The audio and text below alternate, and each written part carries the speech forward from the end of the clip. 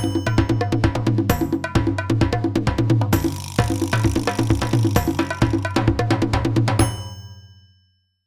morning. Let's see, what time is it, Frank? Oh, well, we're still in morning. Good morning, Frank White. How are you doing today? I'm doing great, Jim. Thank you. Thanks for having me here today. Man, it's a pleasure. It's a plum-pleasing pleasure and a privilege for you to be here at the Black Archives today. It's really nice to come down here. I mean, the It's a history beautiful here building, is isn't it? unbelievable. What you guys have been able to accomplish here has been really amazing. And the stories that you guys tell and continue to tell, it's just great for our community. Why don't you tell us your history about baseball? Well, Jim, my history in baseball really is all I can say is I've been blessed. It was not your conventional way of getting into baseball. It wasn't that I was a great high school player or college player. I wasn't a bonus baby, as they called them back in those days. I was just a kid who played ball just right out here in front of your building, at Parade Park. Yeah. We didn't have high school baseball. Right. And so just 30, 35 games a summer. And then I was able to, just before I turned 19, I thought my dreams of becoming a Major League Baseball player were really off the shelf. You know, just going to Lincoln High School and being right next to Municipal Stadium. And, Right.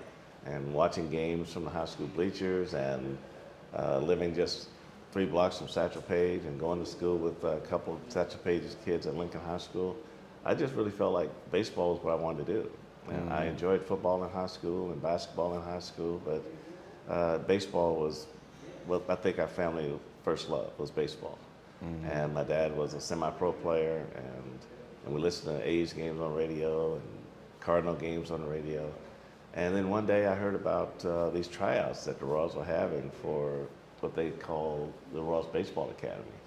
And the idea of that was take 50 players from all over the country and put them in one spot in Florida and bring in professional athletes to help train them in baseball.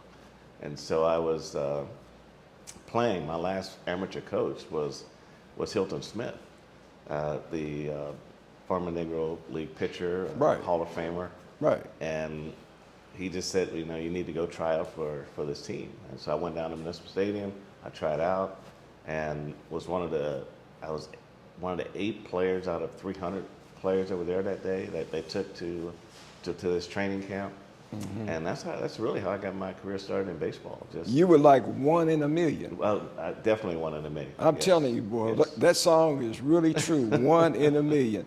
So my soulful thoughts today are, you remember the Whispers? Oh, yes, yes. Yeah, and they used to say, and I forgot which record was, action speaks louder than words than actually.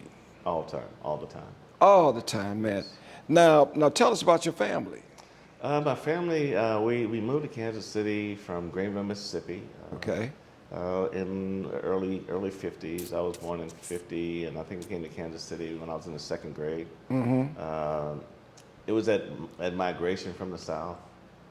Mainly we were sharecroppers, and we picked cotton, and my parents did. And even as a kid growing up, they would send us back to stay with our grandparents in the summer. Right. To keep us out of trouble, mainly. Yeah, that's right. And so we picked cotton and went to school and things like that. But they just wanted to come out of the South for a better life, a better opportunity. And so as my relatives started to move to Kansas City, my mom's sister came first, and then she followed, and then another sister, a couple brothers, and we had family go to Milwaukee, Detroit, Chicago.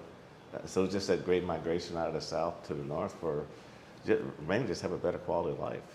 Right. Now, do you have kids?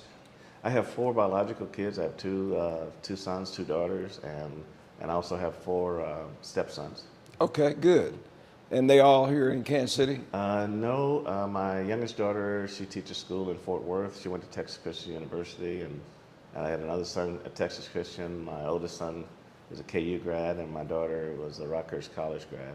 Okay. And all of my stepsons went to, they wanted to go, not to the traditional college, so they all went to like Heritage College, Batterack College, and Merrimack College. Just they have associate degrees. Everybody's doing well, so pretty happy that I've been able to accomplish so much. It's good to see the crew doing okay, right? I mean, I tell you, as a I parent, see you getting excited when you talk about it. as a parent, you want them to grow up, you want them to Yeah. be healthy, but also you want them to move and do their own thing and get their lives going and call before they visit, that kind of thing. And don't stay too long. Don't stay too long. Don't bring too many bags. I know. All you need is one bag. Just one day, right? Yeah. And that don't need to be no big bag either, does it? That's true. So I mean, it was great, and I have four sisters and an older brother, four younger sisters and an older brother, and so big family. A lot of relatives here in town. Okay. Tell us about your experience while playing professional baseball. Jim, if I had to say it myself, I came into baseball at a great time. I came into baseball in 1970 is when I first signed, and I had an opportunity to have a quick rise to the major leagues. I signed, I was probably a month from turning 20 in 1970. Really? And in 1973, I was in the major leagues. So you went from being a summer ball player to being in the major leagues in 2.5 years, and that was just amazing to me that I was there. But to be able to come into the game where you had people coming out of the 60s into the 70s, Right.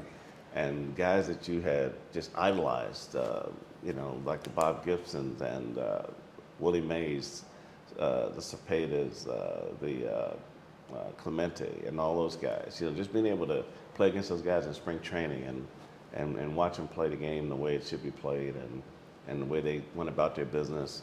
They were really no nonsense kind of players. They Right. were like, you got a job to do your job, and there's no middle ground. There's no excuses to be made. You make your mistakes, you admit your mistakes, and you get better from your mistakes. So they kept the game really simple. They said either you do the job, you don't do the job, nothing else. And everybody understood the game in that period because there was no free agency in that period. So everybody's on one-year contracts. Everybody had to do their job in order for somebody else to do their job, and knowing that at the end of the season is where you're going to make your extra bonus money by winning. So Teamwork. So teamwork, the accountability was off the chart. Players put a premium on being successful. If you had to bunt somebody over, if you had to move a runner, because if you didn't do your job to set the table, the big guys couldn't do their job driving them in. So the accountability was really off the charts. I really appreciated being able to come in the game at that time because it was right before the transition into free agency, and it was just amazing how, from a character building standpoint, how much you learn from these guys. And there was just no excuses. There was no gray area with these guys. It was all about you do your job, I can do my job, we all benefit in the end. And that's, my first roommate was John Mayberry. Right. And John told me, he said, I don't care if it's raining, I don't care if it's cold, wet, whatever. If you don't make a play, if they ask you what happened, just say, I just messed it up, and then move on. Don't try to talk about how the ball was wet and all this stuff. Just say, didn't get it done, let's move. And he was the one that told me, if you make mistakes, admit them, let's get better, let's keep moving. And Cookie Rojas gave me a bit of advice that when you learn when to do something and when not to do something, you're going to be okay. And when he say that, when players tell you that, you don't really know what they're talking about at the time, but then once you start playing on a consistent basis, then you realize what they're talking about is your decision making. So being able to make the right decision at the right time on the right play, and if you consistently do that well, then you're gonna survive in the game. You know what? I think as a parent, it's important that you tell your kids whether they want to hear it or not. Right. Because we know it's like a merry-go-round. It's going to come back around. It will, yes. Now, whether we're living or we're dead, it's a cardinal sin not to tell them. Mm-hmm. Because if they had not told you, you would not have had the mental attitude to perform like that. Right. Mistakes. Well, Mistakes happen, but talk about them mistakes. Well, everybody's going to make them. Right. You just want to minimize them. Right. It's like if you are truly growing in the game or growing in your business, whatever it might be, once you make this one mistake and you realize it's a mistake, Now you got to have a long span in between before you make that same mistake again. Yes. But if those mistakes keep popping up, then you're probably not going to survive very long. Right. And you also have to have someone around you that you thoroughly trust, someone that you know, no matter what you ask them, they're going to tell you what you need to hear, not what people think you want to hear. Yes, right. And Right. so Hal McRae, I just have a ton of confidence in him, a ton of trust in him because he played the game hard. Yes. He played it right, and I told Hal, I said, you're the only guy I'm going to talk to. He said, no matter what I ask you, I want you to tell me the absolute truth. Hit me right between the eye with it, because if you don't, I'm not going to get better. And so you can't do that with 4 or 5 people. You do one person that you thoroughly trust to give you that confidence and that advice that you need. And that's what I did. I used him all the time. And no matter what it would be, defense, offense, base running, whatever it was, I said, what do you think? And he just tell me the truth. If it was bad, he would say that was bad. You can do better. So that's what we need that in our lives. We need people to push us. We need people to tell us what we need to hear, because that's the only way we're gonna get better. If people keep telling you what you want to hear, you're gonna think you're okay. Yeah. Or you have a guy who is struggling, and he said, well, just a few more games, just a few more at bats, it'll come. But at some point, somebody's got to say, listen, if you don't make this change, it's never gonna come. You'll be the same. Right, and so in baseball, you always have to, maybe sports in general, sometimes because everybody's been good somewhere, it's hard to admit to yourself that you need to make a change to get to the next level. And in sports, sometimes you got to take a guy's career. If you're a coach, you got to just, hey, here's your career, put it in your hands. Right. So now it's up to you what you want to do with it. Right. And when you want to work, you bring it back to me, and we'll work together. Because it's only way you're gonna get better is if we work together. I can't work with you, and then if it doesn't work, you go tell folks that, well, if you hadn't made me change this, I'd be okay. So when they come to you, then now you're working together and you can get something done. So sometimes you got to put people's future in their own hands for them to deal with it at some point. I think that when I think back to my parents, it seemed like we just had a strong respect for our parents. That's right. And when they go to work, we go to the park, we'll play, but we also had chores we had to get done every day. That's right. And so as long as we got home in time to get the chores done, nobody said anything at all. Right. My mom, I was sitting with my mom and dad one day when I was probably in the middle of my career, just he had a lot of decisions to make. And so my mom said, if you truly trust your parents, if you truly love and trust the decisions that they made to get you where you are today, then whenever you have a tough decision to make, just always ask yourself, what would my parents think? That's right. And usually you'll come out with the right answer. That's right. Because usually what your parents are thinking is probably what thousands of other parents are thinking at that time. So your parents. Yeah. So you have to have that confidence in your folks. And I think today, what I try to stress to kids today is that any job you take, there's always going to be little inconsistencies in that job or people you work with that you don't like.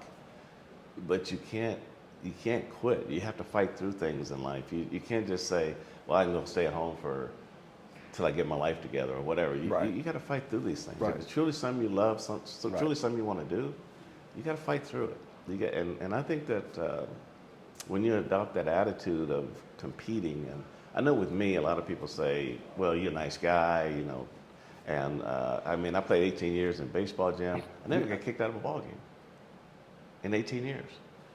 Were there opportunities to? Yeah. But I told my manager, I said, listen, your job is to get kicked out, my job is to play. Right. So I'm going to do enough to let you know I don't agree with the umpire. But if I don't see you coming, I'm going to walk away.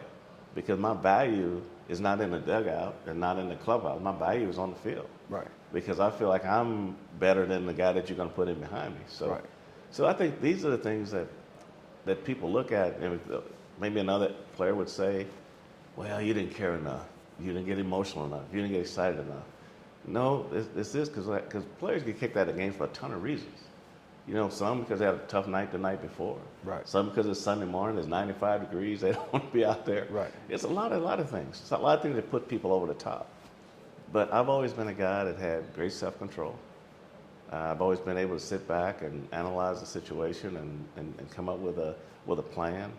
I don't overreact.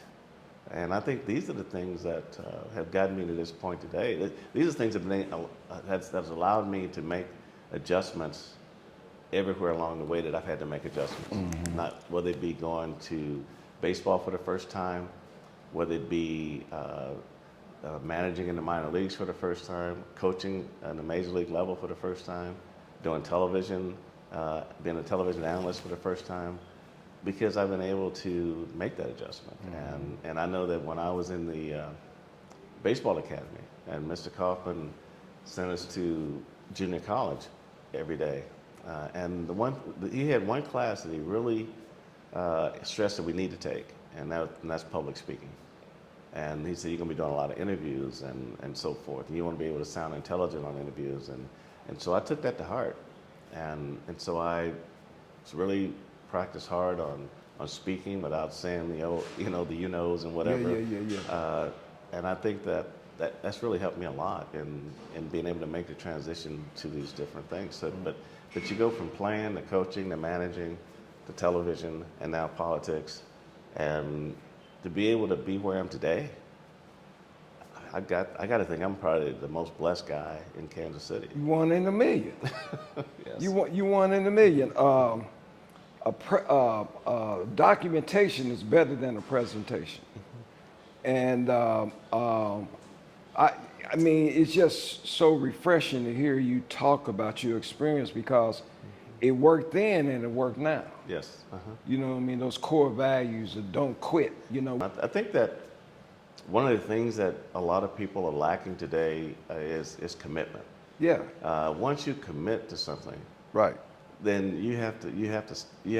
Once you go to someone and say, "Give me an opportunity," Right. once they give you that opportunity, and you don't commit to making it work, it's not going to work. Right. Because I always say that all we look for in life, especially if you're an African American or a minority, sometimes you're only going to get one opportunity. Right. But if you don't work hard with that opportunity and put a lot and put a lot of work in that opportunity, I always say an opportunity plus hard work equals success. And I think that a lot of people who make these commitments don't make them wholeheartedly to say, I'm going to work through this because this is what I really want. This is what I want to do. They don't believe. Right. So you have to really like yourself. You know. Ready. We were talking about commitment and performance, and how important that is, because you got to believe in yourself too. Yes.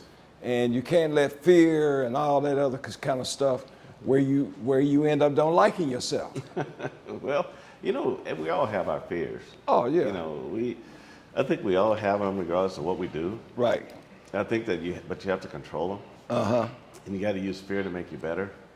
Yes. And not let that fear defeat you in what you're trying to do. I think some of the times we get so wrapped up on whether people like us or not. Yeah. And so that's our focus.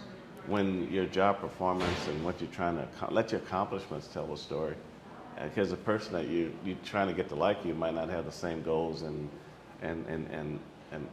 accomplishments in their mind that you have. Right. So you always have to focus on you. And like I say, I've always been a proud guy. I've always been a guy that have thought I had to be twice as good, Right. In order to be successful. And I remember in 2011, after my last season with the Royals, and we was having some issues with contracts and things like that, and so I was shaving one morning in the mirror, and I called my wife in the bathroom, and I said, you know, I don't like that's the first time I ever looked at myself in the mirror and said, I just don't like what I see, because I really felt that I was compromising and not being afforded the amount of commitment that I should have been afforded for the career that I've had with the team and all these years, and growing up in Kansas City and so forth. So I really didn't like me at that point. And so I told her, I said, you know, we may have to sell everything we got, but I just can't work here anymore. and that's when I made the change, and that's when I went a different direction. So sometimes you have to realize when you're starting to, I'll use the word get pigeonholed, because that's for lack of a better word, Marginalized. where you're locked into one spot, and you can't really elevate yourself. And I was a first base coach, and in baseball you want to be the third base coach, because that's where the decision making is, and that's where these guys elevate themselves to managers and things like that. So when we had a third base coaching position open, and I didn't get interviewed for it, and I was allowed to interview with another team for their third base coaching job, that was a telling story. And that's when I sensed that things just weren't where I want them to be. And I've always been that person. I always wanted to try something new. I always wanted to just keep reaching and grabbing for the next thing when it presented itself. And I really felt like I had this overwhelming desire to achieve at whatever it was that I was being asked to do, because, Jim, I only had 1 year junior college education. Right. And even when I was playing baseball, my whole day was consumed with watching headline news, because it repeat itself all the time. And that's how I educated myself on the world and what was going on in the country and things like that. So I was always inquisitive and wanted to know things. But the biggest thing that I wanted to be able to do is look myself in the mirror every day and say, feel good about I yourself. like what you're doing. I like what you're trying to get accomplished. And that's why I've never gone into a situation where I didn't think I would be successful, because in baseball, I learned how to build a team. I know what a team should look like. I know what the commitment should look like. I know these things. So now it's about getting the right people around you that can help educate you on what it is you're trying to get done.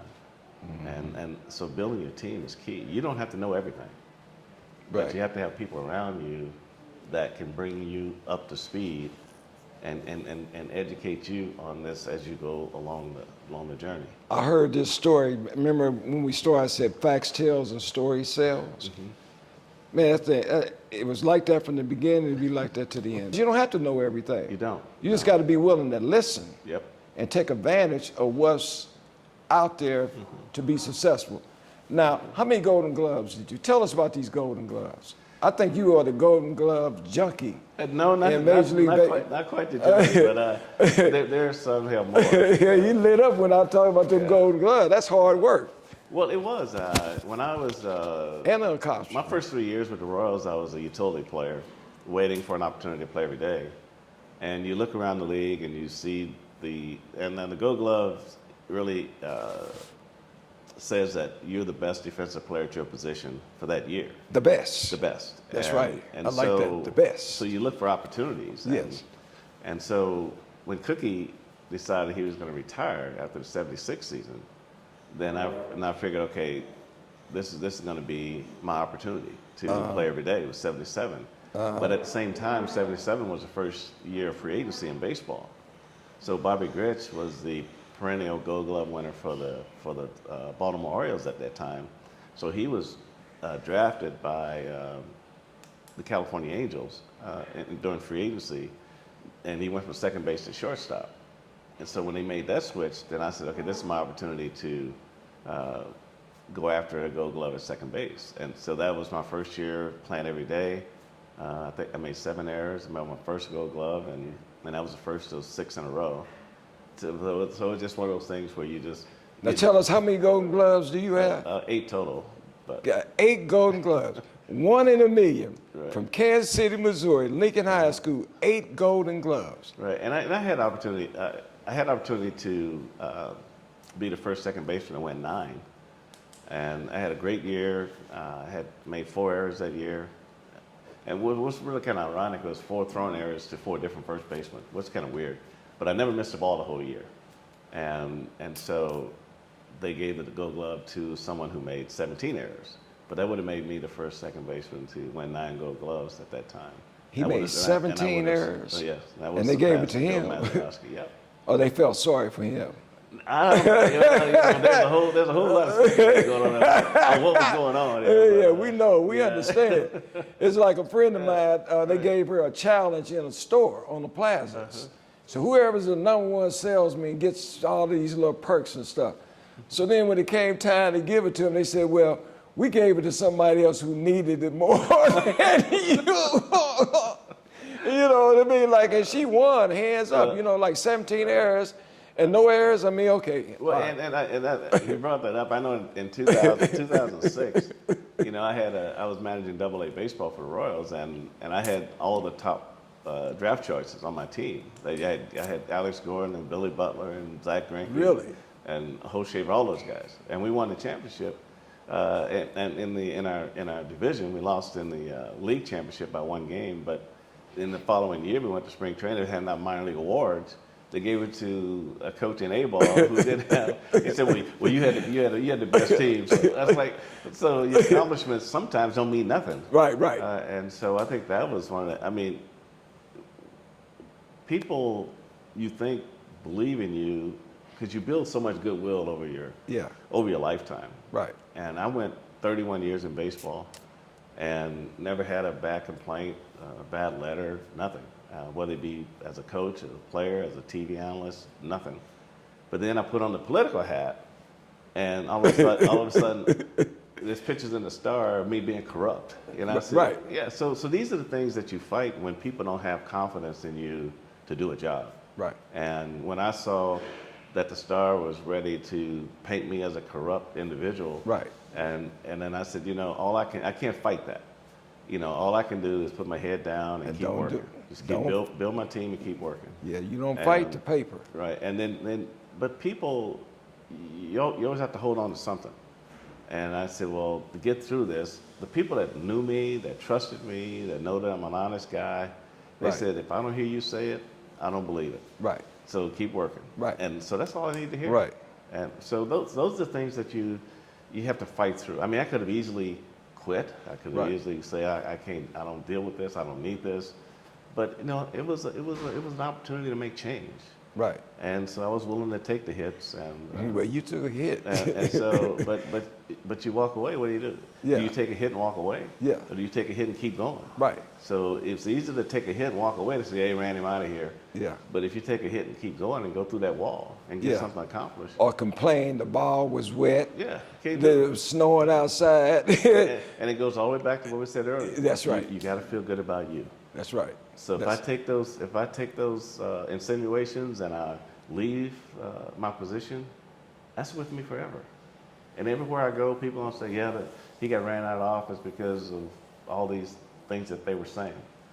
I'd rather stay and fight through it. Right. And then when I leave here, now my head's held high.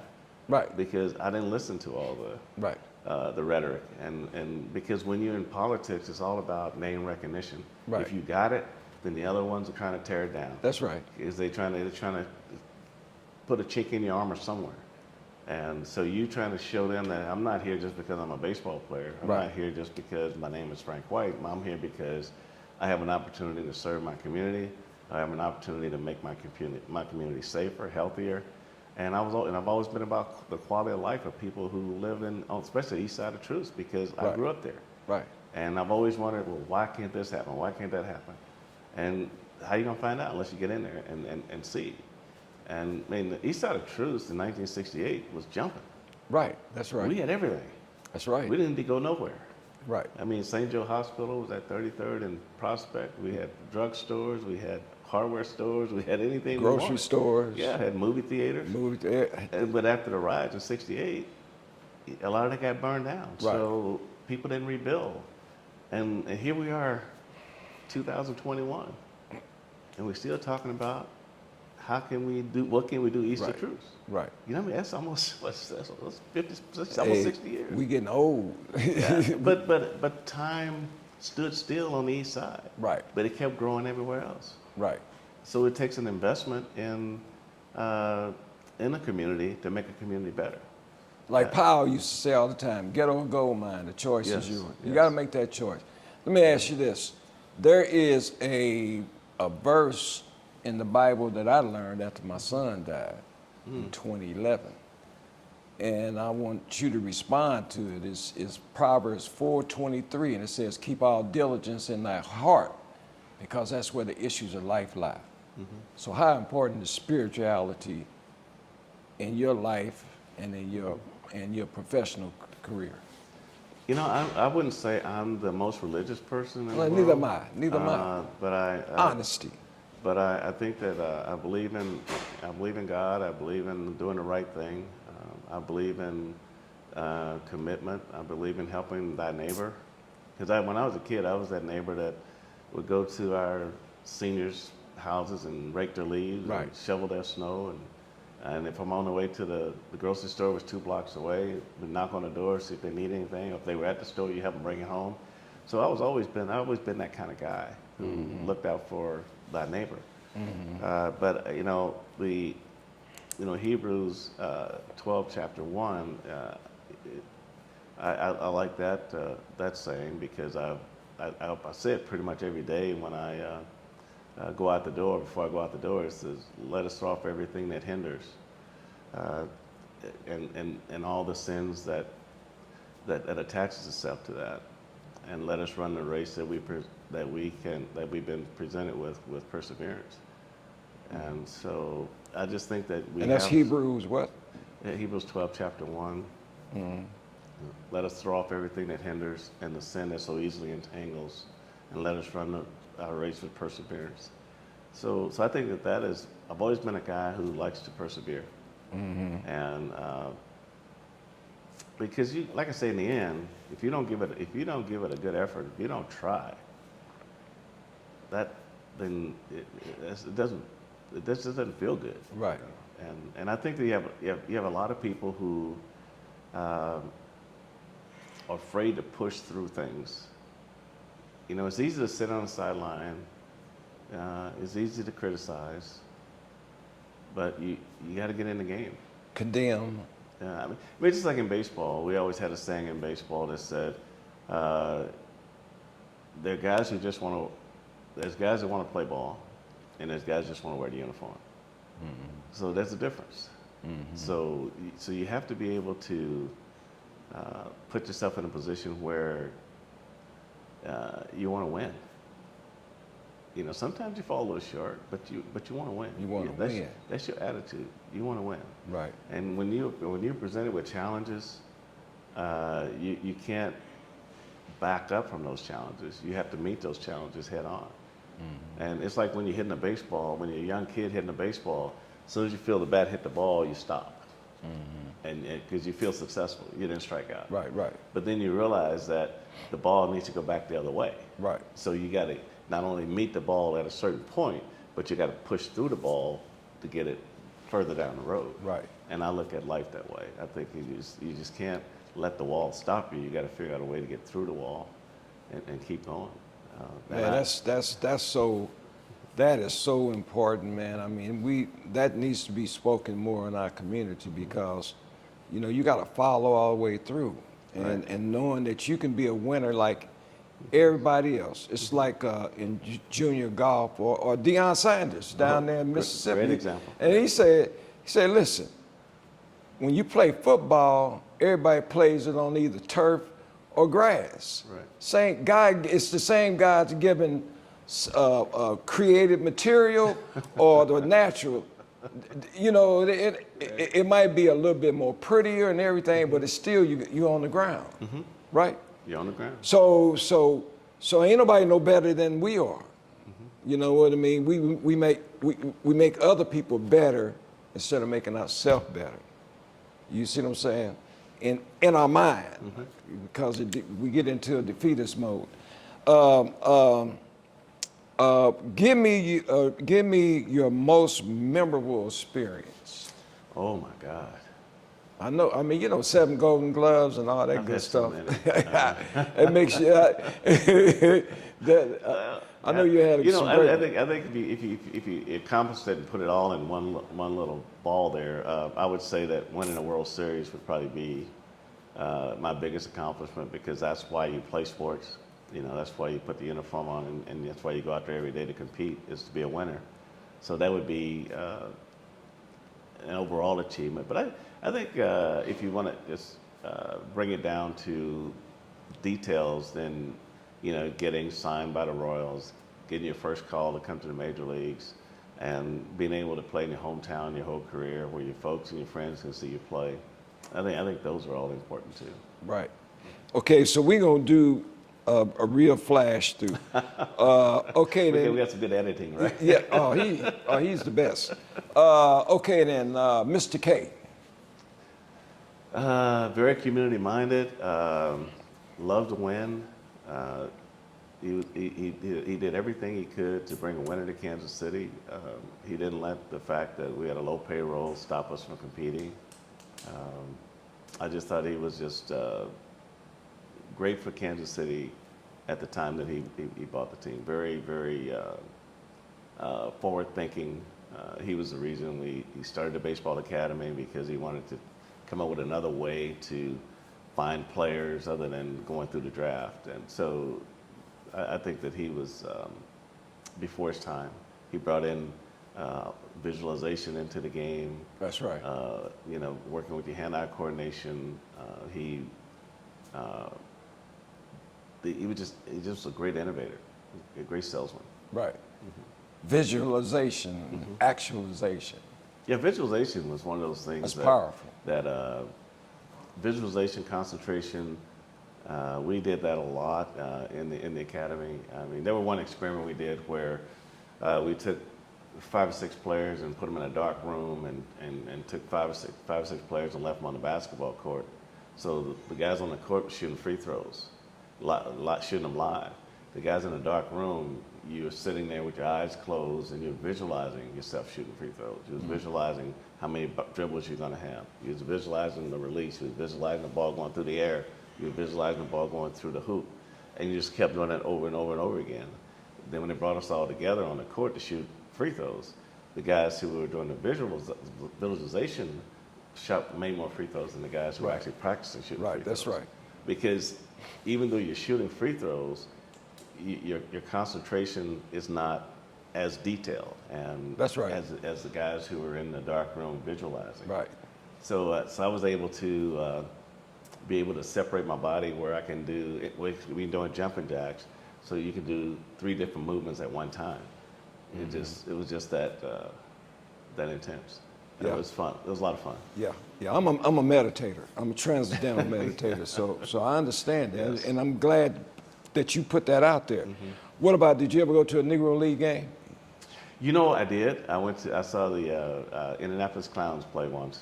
Praise God. You're the only guy my age that I asked, did they ever go to a Negro League game? You're the only one. It was at Municipal Stadium. That's right. They had I remember the thing that stood out most was they had a little short guy. That's right. At first base with a grass skirt on. With the big glove. They called him Nature Boy. Yeah. Yeah. I got to see one. Then I actually got to see Satchel Paige pitch there. I did too. And then I went back later when he pitched those 3 innings against the Boston Red Sox. That's right. So I got was to that see the one they put the rocking chair out?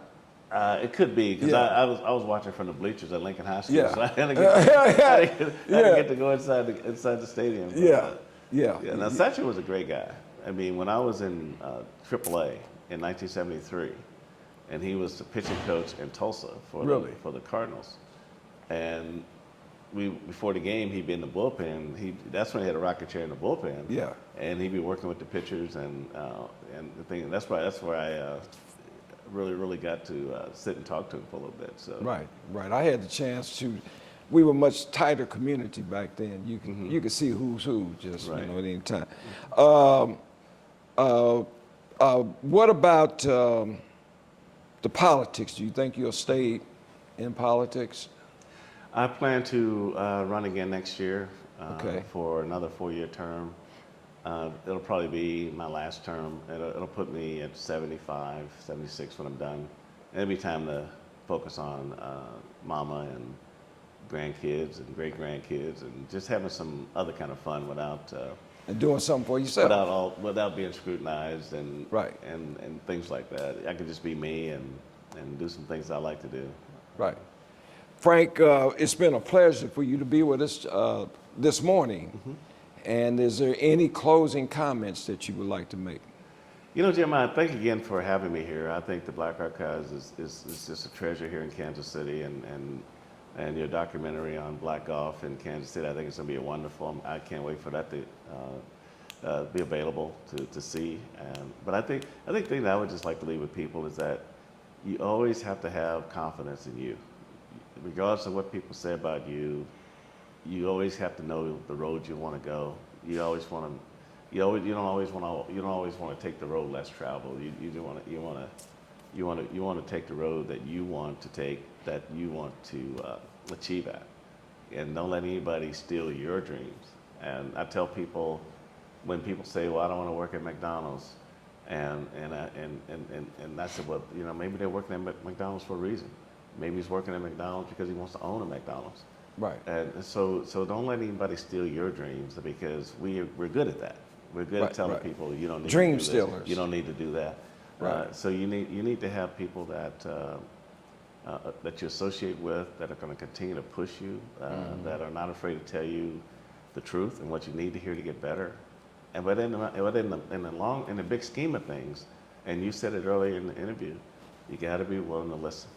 That's right. You got to be willing to take this advice and make sure you understand that it's constructive criticism, it's not negative criticism, and help it make you get better. Because if you don't, then you're just going to be standing in the same place, spinning your wheels, and not going to be a very happy person. So identify the direction you want to go, and give it the time that you think you need before you have to make a change. But make that change your change, and not let someone else change you. So you don't want to come back and say, "Well, I wish I'd have done this," or "I wish you hadn't told me this." And I'll end with this. My wife, when I was trying to make a decision whether I was going to go to the baseball academy or not, I was married, had a kid, and they were going to give her a job at the stadium and the ticket office. She was going to move with my parents, and I was going from making $100 a week to $50 a month. And so I said, "I don't think I can do this." And she said, "Well, you know, I don't think I can live with you the rest of my life and always have to hear you say, I wish I had did this. I wish I had to take that chance." She said, "Take the chance, and we'll see what happens after that." And that's how I. That's a wonderful story. Facts tells and story sells. You said it right on the right here at the Black Archives of Mid-America with Mr. Frank White, Mr. 1 in a Million, Mr. 7 or 8 Golden Gloves, right here in Kansas City, Missouri. Man, it's been a wonderful experience, and it's been a pleasure for me. I'm really a plum-pleasing pleasure and a privilege to be able to interview Mr. Kansas City Golden Gloves. Thank you. And he let us know today that in life, something will happen, good, bad, happy, and sad, but it's how we respond. Thank you so much. Thank you so much. Thank you so much, Frank. I appreciate you. Thank you. All right.